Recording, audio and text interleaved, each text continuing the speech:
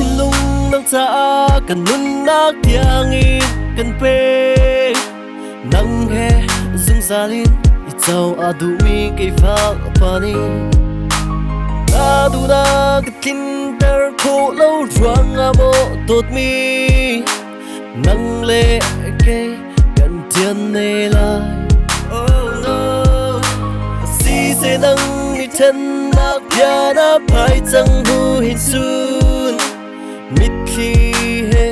tor thiam ka zoam lai hi tu fa nak nak ka pe go bu a ka thin lung a nang long na si phil khao la wi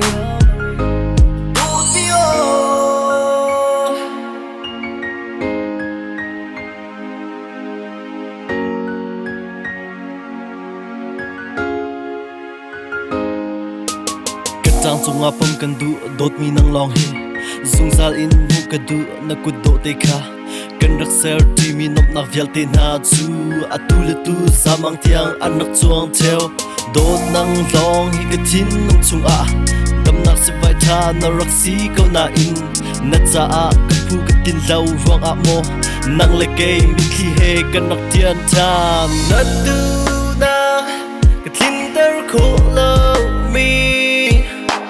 Ruang mo nang le kay ka tiyan Tot mi o nang mate te Ni lung fa nak pitu na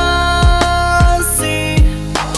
Sin lung fa nak tur peng mi kay van pa ni sung zal nang het chen ka tu lo ruang a dot mi nang ni zer vi lau in na du mi bia pa pau tu le tu na chim kan tu kan dot na via te na chu nang cha chu chet nem na un lo in khi lak song lai di bang du na hun pau ana for fa nak ngai chem lo chin le lung bang tu ning pau nak to nak so na du chum khle du chum pheo her cha long han ro mi na nang ni chu nang han oi lung rap ngai lo la nu cha chu dot ta back here har ko boy